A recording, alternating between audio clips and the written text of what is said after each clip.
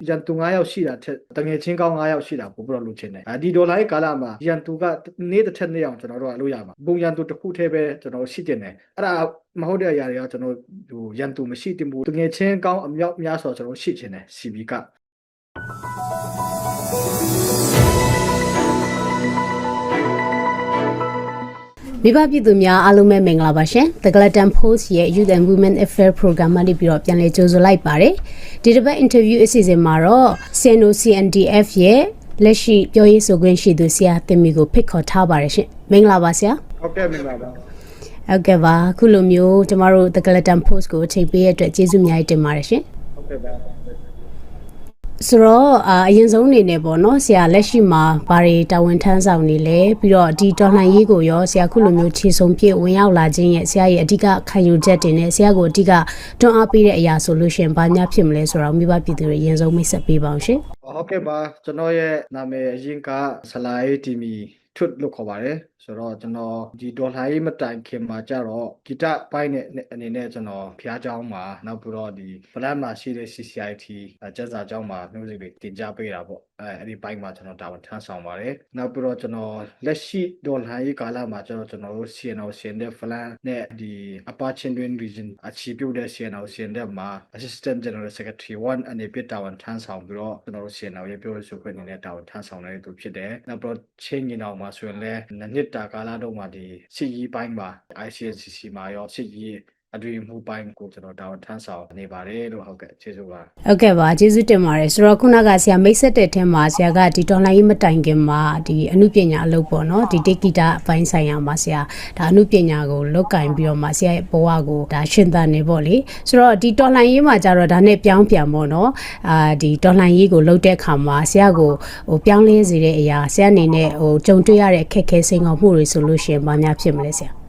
ဟုတ်ကဲ့ပါကျွန်တော်တို့ဒီဒေါ်လာကြီးကတော့တနိုင်ငံလုံးမှာရှိတဲ့လူငယ်တွေအကုန်လုံးကတော်တော်များများကအဲ့ဒီချိန်မှာဆိုတော့ဒေါ်လာကြီးထဲကိုခြေစုံပစ်ပြီးတော့ဝင်လာကြတာပေါ့ကျွန်တော်တို့လည်းဒီလူငယ်ကောင်းဆောင်ပိုင်းမှာဖလန်ဖက်မှာလူငယ်ကောင်းဆောင်ပိုင်းမှာတာဝန်ထမ်းဆောင်တယ်နောက်ပြီးတပိတ်ကောင်းဆောင်ပိုင်းအနေနဲ့ကျွန်တော်တို့တာဝန်ထမ်းဆောင်တယ်တာဝန်ထမ်းဆောင်ပြီးတော့အဲ့ဒီတပိတ်ကိုင်းတဲ့ဆင့်လက်နဲ့ကိုင်းဒေါ်လာကြီးဘက်ကိုဦးတည်လာပြီးတော့ဒီကျွန်တော်တို့လူငယ်ကောင်းဆောင်ဖြစ်တဲ့ရှောက်ဒီလက်နဲ့ကိုင်းမှာလည်းကောင်းဆောင်ပိုင်းအနေနဲ့တာဝန်ထမ်းဆောင်တာပေါ့ခက်ခဲမှုတွေကတော့ကျွန်တော်တို့ကခုနပြောသလိုကိုယ့်ရဲ့ talent ရောကိုယ့်ရဲ့ဖျားသခင်ပေးထားတဲ့အရာကတော့ဒီဂီတာပိုင်း music ပိုင်းဖြစ်တယ်ဒါပေမဲ့ဒေါ်လာရေးကိုဝင်လာတဲ့ခါမှာကျတော့ဘယ်သူမှဒီဒေါ်လာရေးကိုလုပ်ဖို့တဲ့သူလည်းမရှိဘူးတွေးကြုံလည်းမရှိဘူးပေါ့နော်ကျွန်တော်တို့ကဘယ်လိုဖြစ်တယ်ဆိုတော့လုပ်ရင်းနဲ့တင်ရင်းနဲ့လုပ်ဆိုတဲ့ပုံစံမျိုးနဲ့ပဲကျွန်တော်တို့အခုချိန်ထိသွားတယ်ဒါပေမဲ့ဒီ9နှစ်တာကာလအတွင်းမှာစစ်ရေးပိုင်းရောနိုင်ငံရေးဒေါ်လာရေးပိုင်းရောအများကြီးအတွေ့အကြုံတော့ကျွန်တော်တို့ရရှိတဲ့ဟာတွေလည်းရှိတယ်အဲ့ဒီခုနပြောသလိုတင်ရင်းနဲ့ကျွန်တော်လုပ်တယ်လုပ်ရင်းနဲ့ကျွန်တော်တင်တယ်ဆိုတဲ့ပုံစံမျိုးအဲ့ဒါခက်ခဲကတော့အဲ့ဒါတွေရှိမယ်နောက်ပြီးတော့ဘယ်သူမှဒီလက်နက်ကင်ကိုကျွန်တော်တို့ဗာမယ်ဆိုပရောဆုံးပြတ်ချက်နေနဲ့ကျွန်တော်တို့ဝင်လာတာထက်စားလို့ရှိရင်ကျွန်တော်တို့မဖြစ်မနေကျွန်တော်တို့နိုင်ငံရဲ့အခြေအနေကြောင့်မဖြစ်မနေကိုယ့်ရဲ့ဒါနိုင်ငံသားတအုပ်အနေနဲ့ဒါလုပ်တင်တယ်ဆိုတော့အရာတွေကြောင့်ကျွန်တော်တို့ဒီဒေါ်လာရေးဝင်လာတဲ့သူတွေဖြစ်ပါတယ်ဟုတ်ကဲ့ဟုတ်ကဲ့ပါကျေးဇူးတင်ပါတယ်ဆိုတော့ဒါဆရာရဲ့ခံယူချက်တွေဒေါ်လာရေးပေါ်မှာထားတဲ့ဆရာရဲ့ခံယူချက်တွေကိုအချင်းချင်းပေါ့နော်ရှင်းပြပေးသွားတာဖြစ်တဲ့အတွက်ကျေးဇူးတင်ပါတယ်ဆိုတော့နောက်တစ်ခုအနေနဲ့ကတော့ဒါဆရာကလက်ရှိမှာလည်းပဲဒီ CB ရဲ့တွေးမှုတယောက်အနေနဲ့တာဝန်ထမ်းဆောင်တာကိုလည်းသိရတဲ့ခါကြတော့ပေါ့နော်ဒါ CB အနေနဲ့လည်းနေမြေသိမ်းယူမှုတွေအများကြီးနေမြေတွေသိမ်းပိုက်နိုင်တာကိုတွေ့ရတယ်ဆိုတော့မြို့သိမ်းတိုက်ပွဲတွေအောင်မြင်လာတာနဲ့အမျှတပြိုင်နက်တည်းမှာပဲဒီအဖွဲ့အစည်းတွေကြားကဒါနေမြေစိုးမိုးရေးအားပြိုင်မှုလေးတွေရှိနေတာကိုလည်းတွေ့နေရတယ်ပေါ့နော်ဆိုတော့အဲ့ဒါနဲ့ပတ်သက်ပြီးတော့မှအဖွဲ့အစည်းအချင်းချင်းတွေကြားမှာဘယ်လောက်ထိညှိနှိုင်းပူးပေါင်းဆောင်ရွက်နိုင်ပြီလဲဆိုတာလေးရဲ့ဒီပွက်တိုက်မှုတွေကိုရှော့ချဖို့အတွက်ကောင်းဆောင်ပိုင်းတွေကြားမှာဘယ်လိုမျိုးဘုံရန်တရားတွေနဲ့ညှိနှိုင်းဆောင်ရွက်နေလဲဆိုတာလေးလည်းပြောပြပေးပါဦးရှင်ဟုတ်ကဲ့ပါကျွန်တော်တို့ CB ရဲ့ဥတီချက်ကတော့အဒီကတော့ဒီစကားဆာရဲ့အုပ်ဆိုးတဲ့နေမီတွေတဖြည်းဖြည်းပျောက်သွားပြီးတော့ကျွန်တော်တို့ပြည်သူဒေါ်လာကြီးဘက်ကအုပ်ချုပ်မှုစနစ်နဲ့ပြည်သူဒေါ်လာကြီးဖွဲ့သားတွေရဲ့အုပ်ချုပ်တဲ့နေမီတဖြည်းဖြည်း control area ကျေလာဖို့အဲ့ဒါကကျွန်တော်တို့ CB ရဲ့ပထမရွေးချက်ဖြစ်တယ်ဆိုတော့အဓိကတော့ကျွန်တော်တို့ရဲ့နေမီဆိုင်ရာပြဿနာကနှစ်ခုရှိတာပေါ့တစ်ခုကတော့ခုနပြောတဲ့ စကားနေမီကချင်းပြည်နယ်မှာပူချေသလားဒါမှမဟုတ်ကျွန်တော်တို့ဒေါ်လာနေမီကပူချေသလားဆိုတဲ့ပုံမှာအဲ့ပုံမှာကျွန်တော် CB ကဒီဇိုင်းမမှတ်နဲ့ကျွန်တော်တို့စစ်ကြီးကိုဒီဒေါ်လာမှာတားပေးတယ်နောက်ပြီးတော့အခုချိန်မှာဆိုရင်လည်းကျွန်တော်တို့6မြို့နယ်ပေါင်း9မြို့နယ်6မြို့နယ်လောက်ကျွန်တော်တို့လက်ထဲမှာစူးမိုးနိုင်တဲ့အခြေအနေမှာရှိပါတယ်ဆိုတော့အဲ့ဒီလိုပဲတစ်ခုကတော့ဒီကျွန်တော်တို့ချင်းဒေါ်လာရဲ့ချင်းကြားမှာဖိလက်ဖိထားရှိတဲ့ပြဿနာလေးတွေလည်းအများကြီးရှိပါတယ်ဒါပေမဲ့ဒီဟာတွေကတော့ဘယ်နေရာမှာဆိုဖြစ်တဲ့အရာဖြစ်တယ်ဒါပေမဲ့လည်းကျွန်တော်တို့အဓိကရည်ချက်ကချင်းငင်တော်ရဲ့အဓိကကတော့ကျွန်တော်တို့စကားစားရဲ့ထွင်ချုံမှု area တဖြည်းဖြည်း short ကြပြီးတော့တဖြည်းဖြည်းတေးလာဖို့ကအဓိကကျွန်တော်တို့ရည်မှန်းချက်ဖြစ်တယ်ကိုယ့်ရဲ့အထဲဒေါ်လာရဲ့ဖွင့်သားချင်းတစ်ဖွဲ့နဲ့တစ်ဖွဲ့ထိတွေ့မှုပုတ်တိုက်မှုလေးတွေကတော့ဒါကတော့အစင်မဲရှိတတ်ပါတယ်အဲ့ဒီပုံမှာလည်းကျွန်တော်တို့တစ်ခါလေကြားလို့ရှိရင်ဒီဥပမာဒီဒေါ်လာရဲ့ကျွန်တော်တို့ CNL ရှင်တဲ့အနေနဲ့တခြားအဖွဲ့တွေနဲ့ပုတ်တိုက်မှုတွေရှိလို့ရှိရင်ကျွန်တော်တို့ground မှာဖြစ်ရှင်းတဲ့အရာတွေလည်းရှိတယ်လို့တချို့ကာဏကတော့ဖြစ်ရှင်းလို့မရသေးတဲ့အရာတွေလည်းရှိပါတယ်ဒါပေမဲ့ CC နဲ့ CB ကြားထဲမှာဖြစ်တဲ့နေပြီးပြဿနာတွေလည်းကျွန်တော်တို့ ground မှာဖြစ်ရှင်းတဲ့အရာတွေလည်းရှိတယ်လို့ဖြစ်ရှင်းလို့မရသေးတဲ့အရာတွေလည်းရှိပါတယ်ဒါပေမဲ့ကျွန်တော်တို့ခုနပြောသလိုပေါ့ဒီပြဿနာတွေကကျွန်တော်တို့စပွဲပေါ်မှာပဲတော့ဖြစ်ပါမယ်ဟုတ်ကဲ့ပါနောက်တစ်ချက်ကတော့ဒီစစ်ရေးအောင်မြင်မှုရဲ့နောက်ဆက်တွဲဖြစ်တဲ့အုပ်ချုပ်ရေးအပိုင်းကိုလည်းသိကျင်နေပေါ့နော်ဆိုတော့မြို့တွေတင်ထားပေမဲ့လည်းပြည်သူတွေအနေနဲ့နေရပြန်ဖို့စိတ်မချရသေးတဲ့အခြေအနေမျိုးတွေလည်းရှိတယ်ပေါ့လေဆိုတော့လက်ရှိသိမ့်ပိုက်နယ်မြေတွေမှာဒီတရားဥပဒေစိုးမိုးရေးလိုမျိုးဒီကျန်းမာရေးနဲ့ပညာရေးဝန်ဆောင်မှုတွေကိုဒီဆရာတို့ဖွဲ့စည်းတွေကြားမှာဘယ်လိုပုံစံနေနဲ့အကောင့်ထဲဖို့ဆောင်ရွက်နေလဲဆိုတာလည်းသိပြရစေရှင်ဒီအထူးသဖြင့်ပေါ့လေပြည်သူတွေအပေါ်မှာအခွန်တွေကောက်ခံမှုမျိုးမရှိဘဲနဲ့အခွန်နှစ်ထပ်ပေါ့လေနော်နှစ်ထပ်ခွန်ကောက်ခံမှုမျိုးမရှိစေဘဲနဲ့ဒီဗဏ္ဍာရေးနဲ့အခွန်ကောက်ခံမှုအပိုင်းကိုလည်းပဲဘယ်လိုတွေဖြည့်နိုင်နေလဲဆိုတာမျိုးလေးသိကြမှာရဆရာကျွန်တော်တို့ဒီဒေါ်လာရေး3 4နှစ်5နှစ်ကာလမှာဒီဒေါ်လာရဲ့ဖွဲ့တွေကတစ်ဖွဲ့ချင်းစီမှာဥပမာမြင့်တက်မှာဆိုရင်လည်းသူ့မြို့နယ်အုပ်ချုပ်ရေးသူ့အုပ်ချုပ်ရေးရန်တရားကတော့2021ခရကနေရှိပြီးသားဖြစ်တယ်။ဘာလို့ဆိုကျွန်တော်တို့အကုန်လုံး2021အာနာသိမ်းလိုက်တာနဲ့ရန်တရားကြီးအကုန်ပြိုသွားတဲ့အခါမှာကိုယ့်ရဲ့ data တို့မဟုတ်ကိုယ့်ရဲ့မြို့နယ်အလိုက်အုပ်ချုပ်ရေးလုပ်ကြတဲ့အခြေအနေမှာရှိတယ်။ဒါပေမဲ့ကျွန်တော်မြို့တွေသိမ်းလာတဲ့အခါမှာမြို့ကနေမြို့နယ်တစ်ခုလုံးကိုအုပ်ချုပ်တဲ့စနစ်ကကျွန်တော်ကောက်တယ်။စပို့တော့ဒီ2025လောက်မှာကျွန်တော်အားလုံးကဒီချင်းကြီးတောင်နေထဲမှာစပြီးတော့ကောက်ထစ်ပေါ်ပါတယ်ဒါပေမဲ့ခုနပြောသလိုလေချောင်းအခြေအနေကြောင့်ကျွန်တော်တို့လုတ်နိုင်တာတော့ရှိပေမဲ့လည်းကန့်သက်မှုတွေအများကြီးရှိတယ်ဥပမာပြည်သူတွေဆိုလို့ရှိရင်မြို့တွင်းထဲမှာမပြန်လာရဲကြဘူးဥပမာကျွန်တော်တို့ကျောင်းဖွင့်မယ်ဆိုလို့ရှိရင်လေချောင်းတာမရှိလို့ရှိရင်ကျွန်တော်တို့ပြည်သူတွေလည်းအကုန်လုံးပြန်လာမှာနောက်ပြီးတော့ကျောင်းတွေလည်းအကုန်လုံးအေးဆေးဖွင့်လို့ရတယ်ဒါပေမဲ့အခုကလေချောင်းကကျွန်တော်တို့လေချောင်းရံကစကားစားကြိုက်တဲ့နေရာမှာကြိုက်တဲ့ချိန်ကျဲနေတဲ့အခြေအနေမှာရှိတဲ့အတွက်ကြောင့်ပြည်သူတွေကလည်းမြို့ထဲမှာမနေရဘူးဒါပေမဲ့အခုလုံးဝမနေဘူးလားဆိုတာမဟုတ်ပါဘူးအထိုက်လျှောက်နဲ့ကျွန်တော်မြင့်တဲ့ဖက်မှာရောကံပလက်ဖက်မှာရောဖလန်ဖက်မှာရောပီတူထိုက်လျှောက်ဝင်လာတဲ့ဟာတွေရှိပါတယ်ဒါပေမဲ့လည်းခုနကပြောသလိုကန့်တက်တွေတော့ရှိတယ်အဓိကတော့လေချောင်းအနေနဲ့ကြောင့်အုပ်ချုပ်ရေးရန်တရားတွေကိုဒီပိုင်းမှာနည်းနည်း limit ဖြစ်တဲ့အရာတွေမှာကျွန်တော်တို့အုပ်ချုပ်ရေးရန်တရားတွေလည်းပတ်ဖို့ခက်တယ်ခုဒေါ်လာရေးထဲမှာပါဝင်လာတဲ့အခါမှာကျွန်တော်တို့ကလည်းခြေရှာမတွေကိုညိုလဲကျွန်တော်လာစာပြပြတော့မပေးနိုင်ဘူးအုပ်ချုပ်ရေးမှုတွေကိုလည်းလာစာပြပြတော့မပေးနိုင်ဘူးအားလုံးက volunteer နဲ့ကုတီးနဲ့တရားနဲ့အုပ်ချုပ်ရေးတွေမှာတာဝန်ထမ်းဆောင်ကြတယ်စာတင်ကြတယ်ဆိုတော့ limit တော့အများကြီးရှိပါတယ်ဒါပေမဲ့လည်းကျွန်တော်အထိုက်လျှောက်နေတဲ့ကျွန်တော်တို့အုပ်ချုပ်ရေးတွေအကောင့်ထဲပေါ်နေတဲ့ပညာရေးအဓိကပညာရေးကျန်းမာရေးအုပ်ချုပ်ရေးအောက်ကနေကျွန်တော်အကောင့်ထဲပေါ်နေတဲ့နေရာတွေတော့ရှိပါတယ်နောက်ပြီးတော့ကျွန်တော်တို့ဒီအခွန်ကိစ္စနဲ့ပတ်သက်လို့ရှိရင်လည်းကျွန်တော်တို့ဘာလို့ကျွန်တော်အခွန်ကောက်ရတယ်လို့ပြောလို့ရှိရင်ကျွန်တော်တို့အရင်တော့မှကြတော့ထူရကနေချပေးဘတ်ဂျက်တွေနဲ့ဒီလမ်းတွေပါဖောက်တယ်လမ်းတွေပါပြင်တယ်ဒါပေမဲ့အခုချိန်မှာကြတော့အဲ့ဒါတွေမရှိတော့တဲ့ခါမှာကျွန်တော်တို့မူရတီမှာဆိုရင်လမ်းပြတ်တယ်ဘယ်သူကပြင်ရမလဲကျွန်တော်တို့ကပဲပြင်ရမှာဟုတ်ဆိုတော့အဲ့ဒီဟာကိုကျွန်တော်တို့ကားတွေကိုအခုကောက်တယ်အဲ့ဒီခွန်ကနေရရှိတဲ့အရာနဲ့ကျွန်တော်လမ်းတွေပြန်ပြုတ်ပြင်တယ်လမ်းတွေဖောက်ပေးတယ်အဲ့ဒါမျိုးကိုကျွန်တော်တို့ပြန်လုပ်ရတယ်ပြန်လုပ်တာပေါ့နော်အခွန်တွေကိုကျွန်တော်တို့ဒီအလာဟတာနဲ့ကျွန်တော်တို့ဒေါ်လာဟိုင်းထဲမှာဒီစီကြီးမှာတုံးတာမဟုတ်ဘဲနဲ့ပြည်သူတွေရဲ့ service ပြန်ဖြစ်တဲ့လမ်းတွေပြန်ဖောက်ပေးတယ်လမ်းတွေပြန်ပြုတ်ပြင်ရတယ်အဲ့ဒါတွေမှာကျွန်တော်တို့တုံးနေတာရှိတယ်ဒါပေမဲ့လည်းခုနအခွန် double ဖြစ်တဲ့ဟာပေါ့နော်ဒီနေမီတွေမတိုးတဲ့ခါမှာကျွန်တော်တို့နေမီမှာဒီလောက်ကောက်တယ်တခြားတွေမှာရောက်လဲပြန်ကောက်တယ်အဲ့လိုမျိုးတွေတော့ရှိတယ်လို့ကျွန်တော်ကြားသိရပါတယ်ဆိုတော့အဲ့ဒါလည်းကျွန်တော်တို့ချင်းအကုန်လုံးကိုကျွန်တော်တို့မဆူဆီးနိုင်တဲ့ပြဿနာကအဲ့ဒါတွေလည်းပါတာပေါ့နော်ဒါကတော့တဖြည်းဖြည်းချင်းနဲ့ကျွန်တော်တို့ဖြည့်ရှင်းရမယ့်အရာတွေဖြစ်တယ်နောက်ပြီးတော့ခုနနောက်ဆုံးနေတဲ့ကျွန်တော်အုပ်ချုပ်ရေးရန်တရားတွေကိုကျွန်တော်တို့အထိုက်လျှောက်နဲ့မြို့နယ်တိုင်းမှာလေပတ်တယ်ဒါပေမဲ့မြို့လေပတ်တဲ့ပုံစံကတော့မတူကြဘူးဥပမာကျွန်တော်တို့အရင်တော့ ပြည်နယ်ရှိတယ်ပြည်နယ်အောက်မှာကျွန်တော်တို့ခရိုင်ရှိတယ်ခရိုင်ကမှာအောက်မှာမြို့နယ်ရှိတယ်မြို့နယ်အောက်မှာမြို့တွေအုပ်ချုပ်ရေးရှိတယ်နောက်ပြီးတော့တိုက်နယ်ရှိတယ်နောက်ပြီးတော့ဒီကြီးရွာအုပ်စုဆိုတာရှိတယ်နောက်ပြီးတော့ကြီးရွာရက်ကွက်အကြီးဆုံးကနေတေးပုံစံနဲ့တွားလာပေါ့နော်ဒါပေမဲ့အခုချိန်မှာဒေါ်လာကာလမှာအဲ့ဒီဒါနဲ့တွားလို့မရတဲ့ဥပမာမြို့နယ်စုတယ်လည်းနဲ့ကန်နေလဲခါကြတော့တခါလေကြတော့ကြရတယ်ညှိနှိုင်းရတဲ့အရာတွေရှိတယ်နောက်ပြီးတော့တချို့နေရာမှာဆိုလို့ရှိရင်အရင်တော့မှဆိုရင်ကြီးရွာအုပ်စုဆိုတဲ့ဟာရှိတယ်အဲ့ဒီကြီးရွာအုပ်စုတွေကအဆင်ပြေတယ်အရင်တော့မှဒါပေမဲ့အခုဒေါ်လာနောက်ပိုင်းမှာအဆင်မပြေတဲ့ဟာတွေရှိတယ်ဘာလို့ဆိုတော့အုပ်စုလို့ပြောတဲ့အခါမှာတချို့အုပ်စုကရွာက2ရွာပဲရှိတဲ့အုပ်စုလည်းရှိတယ်တချို့အုပ်စုကြီးရွာအုပ်စုက10ရွာလောက်ရှိတဲ့ဟာရှိတယ်ဆိုတော့တစ်ခုနဲ့တစ်ခုမတူညီနိုင်တဲ့ခါကျတော့ကျွန်တော်တို့ဖလန်ဖက်မှာဆိုအဲ့ဒီအုပ်စုကိုဖြတ်ပလိုက်တယ်ကျွန်တော်တို့အဆင်ပြေတဲ့ပုံစံနဲ့ကြီးရွာနောက်ပြီးမြို့ကနေမြို့နယ်အဲ့လိုပုံစံမျိုး area ဆိုတော့ပုံစံမျိုးနဲ့ကျွန်တော်လုပ်ထားရတာရှိတယ်ဆိုတော့အုပ်ချုပ်ရေးစနစ်လေးပတ်တဲ့ပုံစံကတမျိုးနယ်နဲ့တမျိုးနယ်လေးမတူကိုယ့်ရဲ့အဆင်ပြေတာအဆင်ပြေတယ်လို့ကျွန်တော်လည်းပတ်နေတဲ့အချိန်ကာလဖြစ်တယ်ဒါပေမဲ့အားလုံးချင်းအကုန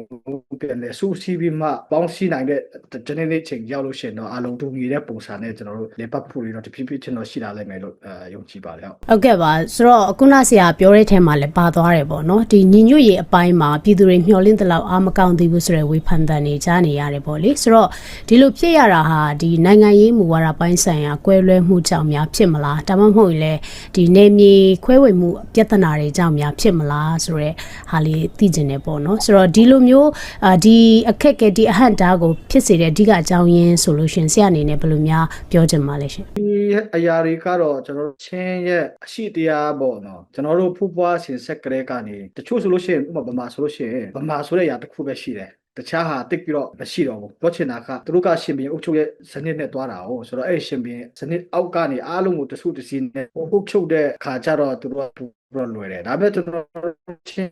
လူမျိုးတွေစုလဲများတယ်အဲ့ဒီလူမျိုးတွေစုအကုန်လုံးကိုစုစည်းပြရဆိုတာဘယ်လိုလုပ်ကြမလဲဆိုတဲ့အခန်းကဏ္ဍကိုကျွန်တော်တွားနေတဲ့အချိန်ကာလဖြစ်တဲ့အတွက်ကြောင့်တချို့နေရာမှာကျတော့ခက်ခဲတဲ့အရာတွေအများကြီးရှိတယ်ဥပမာအနေနဲ့ကျွန်တော်တို့2017ဒေါ်လာရေးကာလဖြစ်လာတဲ့ခါမှာလူမျိုးတွေစုနာမင်းနဲ့လက်နဲ့မကင်ပါနဲ့ဆိုပြီးတော့ကျွန်တော်တို့ပြောလို့မှမရတာလူမျိုးတွေစုနာမင်းနဲ့လက်နဲ့ကင်တဲ့သူရှိတယ်မြို့နယ်ကိုကိုစားပြီးလက်နဲ့ကင်တဲ့သူရှိတယ်အဲ့နှစ်ခုကြားမှာတောင်မှတော်တော်လေးကိုကျွန်တော်တို့ငင်းခုန်ခဲ့ရတယ်ရှိတာပေါ့ဒါပေမဲ့လည်းဘယ်လိုပဲဖြစ်ကျွန်တော်တို့ဒီဟာတွေကတော့အရှိတရားပြဿနာကျွန်တော်ဖြေရှင်းရမယ့် challenge ပေါ့နော်ဖြေရှင်းရမယ့်အရာတွေလို့တော့ကျွန်တော်တို့မြင်တယ်ကျွန်တော်တို့ဒီချင်းမှာအခုပြည်သူတွေကလည်းလူလားတာကငင်းချမ်းရေးနောက်ပြီးတော့ဒီညီငွေရေးကိုအားလုံးကလူလားကြတာပေါ့နော်လူလားကြတယ်လို့ကျွန်တော်တို့ကလည်းတဖြည်းဖြည်းချင်းတော့ဒီ2025အကုန်လောက်မှာဆိုလို့ရှိရင်တော့တအားအများကြီးပေါင်းစည်းနိုင်တယ်လို့ကျွန်တော်တို့မြင်တယ်ဥပမာကျွန်တော်တို့ဒီအခုဖလန်ဖက်အခြေအနေမှာဆိုလို့ရှိရင်လည်း CC ရေးပေါ်တွေရှိတယ်ကျွန်တော်တို့ CB ရေးပေါ်တွေရှိတယ်အတူတကွစစ်တိုက်ကြတယ်ပေါ့နော်အဲ့လိုမျိုးလေးကနေကျွန်တော်တို့ညီငွေရေးကိုတော့ကျွန်တော်ပြန်ပြီးတော့အစပြုရမှာပေါ့ဆိုတော့တဖြည်းဖြည်းချင်းနဲ့ကျွန်တော်တို့ချင်းတွေအကုန်လုံးပြန်စုစည်းဖို့တော့လိုပါတယ်အဲ့ဒီနေရာမှာ challenge တော့အများကြီးရှိမှာပေါ့ဒါပေမဲ့လည်းကျွန်တော်တို့ဒီဖြစ်နိုင်လို့ရှိရင်ကျွန်တော်တို့ CB ရဲ့ခံယူချက်ကျွန်တော်တယောက်တည်းခံယူချက်ပေါ့2026လောက်မှာကျတော့တဖြည်းဖြည်းချင်းညီငွေလာလိုက်မယ်လို့ကျွန်တော်ယုံကြည်တယ်ဒါပေမဲ့အဲ့လိုညီငွေတယ်လို့ပြောတဲ့အခါမှာ CCU ဖြတ်သိမ်းမယ် CBU ဖြတ်သိမ်းမယ်ဆိုတာ umbrella တစ်ခုတည်းမှာတွားမယ်ဆိုတာထက် CC လည်းရှိမယ် CB လည်းရှိမယ်ဒါပေမဲ့အဲ့ဒီရှိရတာနဲ့အတူတကွဘာပဲခန်းကဏ္ဍတွေမှာအတူတူလုပ်နိုင်မလဲဆိုတဲ့ပုံစံမျိုးနဲ့တဖြည်းဖြည်းချင်းကျွန်တော်တို့တွားဖို့လိုအပ်တယ်နိုင်ငံတနိုင်ငံမှာဆိုရင်တောင်မှလွှတ်တော်ထဲမှာအနိုင်ရပါတီရှိတယ်ဒါအတိုက်ခံပါတီရှိတယ်လေအဲ့နှစ်ခုမတူညီတဲ့ဟာအတိုက်ခံပါတီနဲ့နိုင်ရပါတဲ့ပါတီနဲ့တွဲပြီးတော့လွှတ်တော်တွေလုပ်ကြပြီးမှနိုင်ငံတစ်ခုကိုဥဆောင်ကြတာပဲလေဆိုတော့ CC ကလည်း CC တိုင်းပဲတွားလို့ရပါတယ် CB ကလည်းတွားလို့ရတယ်ဒါပေမဲ့အဲ့နှစ်ခုမှာကျွန်တော်ဘယ်လိုပုံစံမျိုးနဲ့ချင်းရေးကိုနှစ်ဖက်ကနေဘယ်လိုဘုံသဘောတူညီချက်တွေနဲ့ဘယ်နေရာတွေမှာကျွန်တော်လုပ်နိုင်တယ်လဲဥပမာ humanitarian ကဏ္ဍလူသားချင်းစာနာမှုကဏ္ဍတွေမှာကျွန်တော်အတူတူလုပ်ကြမလားဒါမှမဟုတ်လို့ရှင် mission တစ်ခုကိုလုပ်ပြီးမှဒီစခန်းတစ်ခုကိုကျွန်တော်တို့အားလုံးတွဲပြီးမှတော့ DCC CB ဆိုတာမရှိဘဲနဲ့အားလုံးတွဲပြီးမှဘယ်လိုတင်ကြမလဲဆိုတော့ပုံစံမျိုးနဲ့ကျွန်တော်တို့တဖြည်းဖြည်းချင်းတွားလို့ရှိရင်တော့ဒီထက်ညီငွတ်တဲ့အရာတော့ပေါ်လာနိုင်မယ်လို့ကျွန်တော်ယုံကြည်တယ်အဲ့လိုပဲ2026ပို့2025ကုန်တော့မှာဆို2026မှာအဲ့လိုပုံစံမျိုးလဲနဲ့ကျွန်တော်တို့ CB ဘက်ကတော့စဉ်းစားရရှိတယ် CC ဘက်ကလည်းအလိုမျိုးစဉ်းစားမှုတွေရှိပါပဲဆိုတော့တဖြည်းဖြည်းချင်းဘယ်လိုပုံစံနဲ့ငငွတ်ကြမလဲဆိုတဲ့အရာတွေကောင်းဆောင်တွေကစဉ်းစားဖို့လိုအပ်တယ်လို့ပြည်သူတွေကလည်းလူလားတဲ့အရာဖြစ်တဲ့အတွက်ကြောင့်တရားတွေကိုကျွန်တော်တို့အလိုသွားဖို့ရန်အတွက်တော့ကျွန်တော်တို့စဉ်းစားထားတယ်ရှိပါတယ်ဟုတ်ကဲ့ပါဆိုတော့နောက်တစ်ခုအနေနဲ့စစ်ရေးအခြေအနေနဲ့ပတ်သက်ပြီးတော့ဗောလေဒီချင်းညင်အောင်အဖွဲ့အနေနဲ့ရောဒီမြောက်ပိုင်းတစ်ခုပေါ့နော်စစ်စင်ရေးတွေကိုဘယ်လိုမျိုးဆက်လက်ပြီးဆောင်ရွက်ဖို့ဒီမဟာဗျူဟာမြောက်စီမံထားတာမျိုးတွေရှိလဲဆိုတာလေးလည်းသိပြရစီပြီးတော့တိုက်ပွဲဖော်ဆောင်ရုံတင်မကပဲနဲ့ပေါ့လေသိမ့်ပိုက်နယ်မြေတွေမှာတည်ငြိမ်ရေးအတွက်ဘယ်လိုများဆက်လက်ပြီးတော့စီမံသွားမှာမျိုးရှိလဲရှင်ဟုတ် ဟုတ်ကဲ့ပါအခုကျွန်တော်တို့ရဲ့စဉ်းစားချက်ကျွန်တော်တို့ရဲ့ plan အရဆိုလို့ရှိရင်တော့နောက်ဆုံး CBA နဲ့ limit ထဲမှာကျန်တဲ့တစ်တင်ကိုလည်းကျွန်တော်တို့အမှန်ဆိုလို့ရှိရင်ကျွန်တော်တို့ရဲ့ plan အရဆိုဒီဇင်ဘာလောက်မှာကျွန်တော်တို့မျိုးသိမ်းစားကြမယ်ဘာညာပေါ့ဒါတော့ကျွန်တော်တို့ plan ပါအဲ့လိုစဉ်းစားကြပြီမဲ့လည်းဒီဘက်ကစကားစားဘက်ကလည်း election နဲ့နေမီစုမှု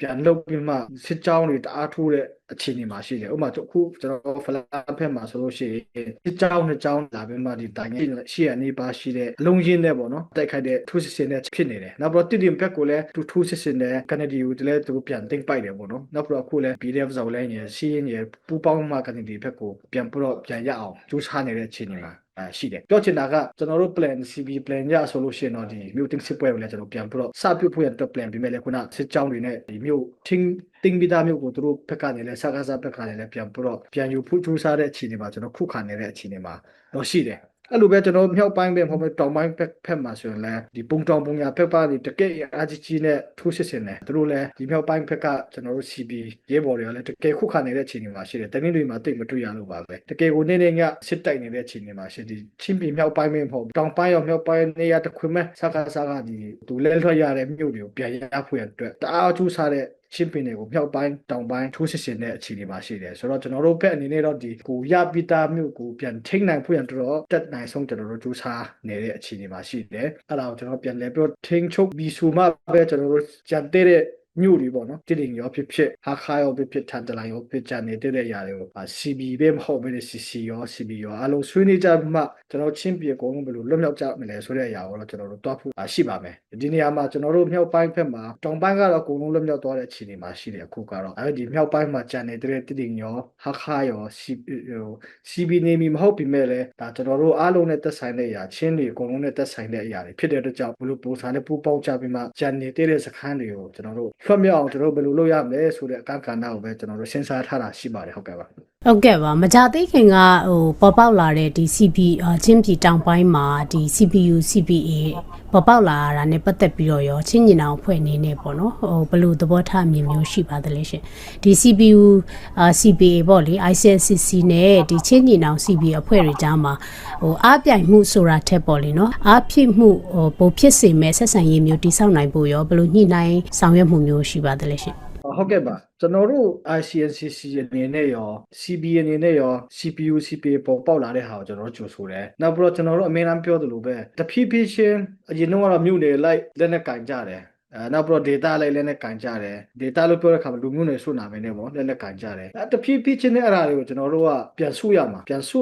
ပြီးမှဥပမာ flan ဆိုတဲ့အမြင်နောက်ပြီးတော့ဒီ mindex ဆိုတဲ့အမြင်တွေနောက်ပြီးတော့ complex ဆိုတဲ့အမြင်တွေကိုကျွန်တော်တို့ထားခဲ့ရတော့မှာချင်းဆိုတဲ့အရာတစ်ခုတည်းပဲကျွန်တော်တို့ဆုစီးဖို့ရအတွက်ကျွန်တော်တို့လုပ်နေတာဖြစ်တယ်အခု CPU CPA မှာဆိုရင်လည်း mindex ရယ်ဆိုပြီးတော့ရှိတော့မှာမဟုတ်ဘူးဖြစ်နိုင်လို့ရှိရင်တော့အဲ့ဒါတွေကိုကျွန်တော်တို့လူငယ်ရဲ့လူရဲ့စိတ်ထဲကနေထားခဲ့စေချင်တော့တယ်မြို့နယ်ဆွဲ data ဆွဲလူမျိုးဆွဲတွေကိုထားပြီးမှကျွန်တော်တို့အားလုံးကချင်းဖြစ်ပါတယ်ချင်းဆိုတဲ့ umbrella တစ်ခုထဲအောက်မှာတွားဖို့ရအတွက်ကျွန်တော်တို့ကခြေလှမ်းပထမခြေလှမ်းလို့ကျွန်တော်တို့မြင်တယ်အခု CPU CPA ဆိုတဲ့ဟာကလည်း CDF mindex ဆိုတော့ရှိတော့မှာမဟုတ်ဘူး MRO CDF မတူပီဆိုတော့ရှိတော့မှာမဟုတ်ဘူး complex CDF ဆိုတော့ရှိတော့မှာမဟုတ်အားလုံးအကုန်လုံးကိုထားခဲ့ပြီးမှတစ်ခုထဲ CPU CPA ဆိုတာပဲအဲ့မှာပဲကျွန်တော်တို့တွားတာဖြစ်တယ်ဆိုတော့ကျွန်တော်တို့ကကြိုးဆိုတယ်အဲ့လိုပဲတဖြည်းဖြည်းချင်းနဲ့ကျွန်တော်တို့ကြံနေတဲ့ချင်းကြီးတောင်မှာရှိတဲ့ကြံနေတဲ့အဖွဲ့တွေလည်းဆုရှိနိုင်အောင်ကျွန်တော်တို့ကစူးစမ်းမှာဖြစ်တယ်ခုနကျွန်တော်တို့အမေရန် CB မှာကျွန်တော်အမေရန်ပြောတယ်လို့ပေါ့ဒီ CPU CPA ပေါ်လာလို့ CB ကနေခွဲထွက်တာမဟုတ်ဘူးအဲ့ဒီနှုန်းမှာ mindex ကျွန်တော်တို့ရဲ့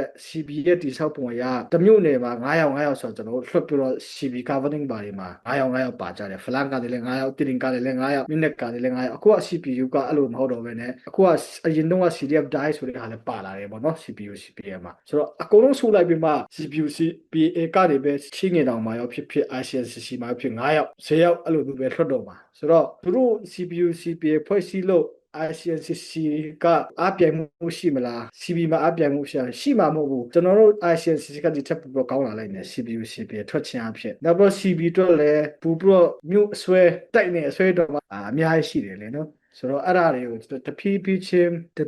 င်းကျွန်တော်ထားခဲ့ပြီးမှကျွန်တော်တို့ ချင်းဆိုတဲ့အရာပေါ်မှာ one umbrella တစ်ခုထဲမှာတွားနိုင်ဖို့ရန်အတွက်ကျွန်တော်ဒီ CPU CPA ဆိုတာလည်းပေါ်ပေါက်လာတာဖြစ်တယ်ဒါဟာကျွန်တော်တို့စီးလုံးငင်းကဖို့ရန်အတွက်တစ်ခုထဲချင်းဆိုတဲ့အရာပေါ်မှာတွားလာနိုင်ဖို့ရန်အတွက် first step ဖြစ်တယ်လို့ကျွန်တော်တို့ကလက်ခံတယ်အဲ့ဒါကိုလည်းကျွန်တော်ကြိုဆိုပါတယ်ဟုတ်ကဲ့ပါနောက်တစ်ခုကတော့ဒါချင်းပြည်နယ်အားဆိုလို့ရှိရင်ဒီအိန္ဒိယနိုင်ငံတွေနဲ့နယ်နိမိတ်ချင်း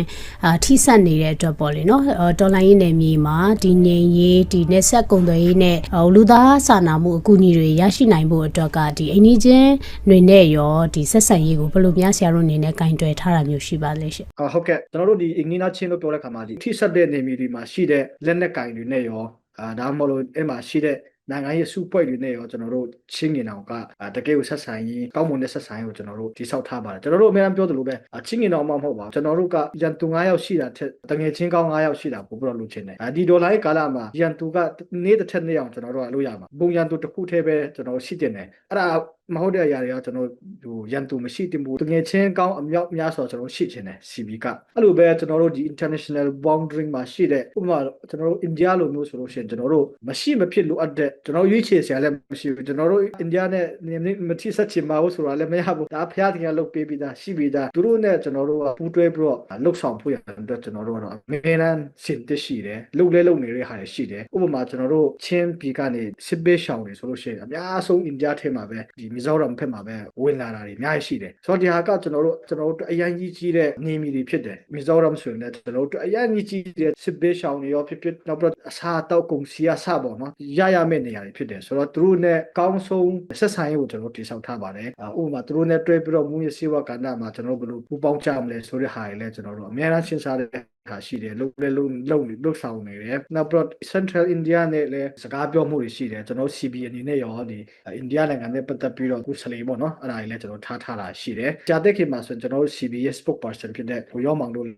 India ဖက်မှာသွားတယ်နောက်ပြီးတော့ကျွန်တော်တို့ India ကဘာအတွက်ရေးကြည့်တယ်ဆိုခုချိန်မှာကျွန်တော်တို့ဒေါ်လာကာလမှာကျွန်တော်တို့ပြည်သူတွေကပညာသင်ရမှာဆိုတော့ကျွန်တော်တို့နိုင်ငံမှာကျွန်တော်ချင်းမှာပညာသင်ရမယ့်နေရာတွေကတော်တော်ရှားတယ်လေအန်ဒရလေးကြောက်ရတယ်ဆိုတော့ဒီကနေဆယ်တန်းပြီးတဲ့သူတွေက India နဲ့ဘယ်လို join နိုင်မလဲဆိုတဲ့အရာကဏ္ဍအထိကျွန်တော်တို့စဉ်းစားထားတဲ့ဟာတွေတော့ရှိပါတယ်ဆိုတော့အိန္ဒိယနဲ့ရောတခြားနေမိချင်းထိစပ်တဲ့သူတွေနဲ့ရောကျွန်တော်တို့ကောင်းမွန်တဲ့ဆက်ဆံရေးရှိတယ်လို့ဒီထက်လည်းပိုပြီးတော့ကောင်းမွန်တဲ့ဆက်ဆံရေးရှိအောင်ကျွန်တော်ကြိုးစားနေပါတယ်ဟုတ်ကဲ့ပါဆိုတော့နောက်ဆုံးအနေနဲ့ပေါ့လीเนาะဒီတော်လှန်မိဘပြည်သူတွေကိုဆရာအနေနဲ့ဗာများဖြည့်ဆွတ်ပြီးတော့မှမှားကြားလိုတာမျိုးရှိလဲရှင်ဟုတ်ကဲ့ပါပြည်သူတွေအနေနဲ့အခုချိန်မှာကျွန်တော်ချင်းပြည်သူတွေကတော်တော်လေးကိုပေးဆက်ရတယ်ပေါ့နော်ခံစားရတယ်ဥပမာကိုယ့်ရဲ့အိမ်မှာကောင်းမနေရဘူးနေတောင်မှလင်းတန်ကြောက်ရလိုက်ဘုံတန်ကြောက်ရနေမိုင်းကြောက်ရအကုန်လုံးကြောက်ရတဲ့အခြေအနေမှာကျွန်တော်တို့မှာပေးချက်နာချက်ကျွန်တော်တို့အခြေအနေမှာရှိပါတယ်ဆိုတော့ဒါပေမဲ့လည်းကျွန်တော်တို့ရဲ့လူချင်းတဲ့အရာကတော်တော်လေးကိုကြီးမားတဲ့အရာဖြစ်တယ်ကျွန်တော်တို့မှာမရှိဘူးတဲ့ကျွန်တော်ခက်မှာရဖို့ရအတွက်ကျွန်တော်ကြိုးစားတယ်ကိုပိုင်ပြတ်ထမ်းခွင့်မြို့သားတန်းတူညီမှုဆိုတဲ့ဟာတွေကျွန်တော်လူချင်းတဲ့အရာတွေကကြီးဖြစ်တဲ့ခါကြတော့ကျွန်တော်တို့တစ်ခါလေကြားလို့ရှိရင်ပြည်သူတွေအနေနဲ့တောက်ခံပြီးမှဒေါ်လာရေးကာလမှာအရန်ကိုအတင်းထားပြီးမှကျွန်တော်တို့ယုံကြဖို့ရတက်လို့ပါတယ်တခါလေကြားလို့ရှိရင်ပေးတော့မပေးဆက်ချင်ဘူးဒါပေမဲ့အခွင့်အရေးကြတော့လူချင်းနေဆိုတဲ့ဟာမျိုးမဖြစ်ရလေအောင်ကျွန်တော်တို့ပေးဆက်တင်းတဲ့အချိန်မှာကျွန်တော်ပေးဆက်ရပါပဲဆိုတော့ကျွန်တော်တို့အေးတူပူမြပေါ့ဆံပြုတ်စားရလဲတူတူစားကြမယ်ငပိစားရလဲတူတူစားကြမယ်အဲ့လိုပဲအင်းကောင်းစားရလဲတူတူစားရပေးဆက်ကြမယ်လိုလိုက်မှာကျွန်တော်တို့အားကောင်းကောင်းနဲ့ကျွန်တော်တို့လုပ်ကြမယ်ကျွန်တော်တို့တွားနေတဲ့လမ်းကြောင်းကမကြခင်ထိုက်လျှောက်အနေရတစ်ခုကျွန်တော်ရောက်တော့မှာဖြစ်တယ်ဥပမာကျွန်တော်စဉ်းစားကြည့်လို့ရှိရင်ချင်းပင်တွေကမြို့နယ်တော်တော်များများနေရာတော်တော်များလွတ်မြောက်လာစကားဆက်လက်အောက်ကနေလွတ်မြောက်လာပြီဖြစ်တယ်ဆိုတော့ဒီဟာတွေကိုကျွန်တော်တို့အားမလျော့ပဲနဲ့အားမလျှော့ပဲနဲ့ရှစ်ဆက်ကျွန်တော်တို့တောက်ခံမှပြည်သူတွေအနေနဲ့တောက်ခံဖို့လိုအပ်တယ်ပေါ့ဒါပထမဒုတိယကတော့ကျွန်တော်တို့စီးလုံးဖို့ကျွန်တော်တို့အားလုံး online မှာဆိုရင်လည်းတစ်ဖက်နဲ့တစ်ဖက်စီးလုံးဖို့ရန်အတွက်ကျွန်တော်တို့စာရီရေးကြမယ်နောက်တော့တကယ်လဲချင်းတွေအကုန်လုံးစီးလုံးနိုင်ဖို့ရတဲ့ကျွန်တော်တို့တကယ်လုပ်ဖို့လိုအပ်တယ်။ဘာလို့လဲဆိုတော့ကျွန်တော်တို့အားလုံးစီးလုံးနိုင်မယ်ဆိုလို့ရှိရင်ဒီထက်မကကျွန်တော်တို့စကားဆောက်လဲကျွန်တော်အနိုင်ရရှိမှာဖြစ်တယ်။နောက်ပြီးတော့ဒီထက်မကကျွန်တော်လုပ်နိုင်တဲ့ဟာတွေအများကြီးရှိတယ်။ဒါပေမဲ့အခုမစီးလုံးနိုင်တဲ့အခါမှာ one အနေနဲ့မတွားနိုင်တဲ့အခါမှာပြည်သူတွေလည်းခံစားရတဲ့သူတွေကပြည်သူတွေလည်းဖြစ်တယ်။ဆိုတော့ခေါင်းဆောင်အနေနဲ့ကျွန်တော်ကနေစဖို့ခေါင်းဆောင်တွေအနေနဲ့ကျွန်တော်တို့ဒီ2026ထဲမှာတော့ CC လည်းဖြတ်เสียမလို့ CB လည်းဖြတ်เสียမလို့ဒါပေမဲ့ဒီမတူညီတဲ့အရာတွေတစ်ခုပေါ်မှာဘလို့ပုံ ပုံစံမျိုးနဲ့ကျွန်တော်တို့အတူလောက်ကြမလဲဆိုတဲ့ဟာကျွန်တော်တို့ခေါင်းဆောင်တွေအနေနဲ့စဉ်းစားပြီးမှအများပြည်သူအတွက်တော်လိုင်းလက်နက်ကင်တာကပြည်သူတွေအတွက်ဖြစ်တယ်ဆိုတော့ကျွန်တော်ပြောတဲ့အတိုင်းပဲ CC ရော CB ရောဘယ်လိုပုံစံမျိုးနဲ့ကျွန်တော်ရှေ့ဆက်ပြီးတော့အတူလောက်ကြမယ်ဆိုတဲ့ဟာတွေခေါင်းဆောင်တွေအနေနဲ့ကျွန်တော်တို့စဉ်းစားတင်ပြီးလို့ကျွန်တော်ကတော့ယုံကြည်တယ်နောက်ပြီးတော့အဲ့လိုပဲကျွန်တော်2016မှာလောက်ကြရအောင်ဆိုပြီးတော့ကျွန်တော်ပြောတတ်ချင်ပါတယ်ဟုတ်ကဲ့ကျေးဇူးပါဟုတ်ကဲ့ပါအခုလိုဖြေကြားပေးရတဲ့အတွက်ကျေးဇူးတင်ပါတယ်ဆရာဟုတ်ကဲ့ကျွန်တော်လည်းကျေးဇူးတင်ပါတယ်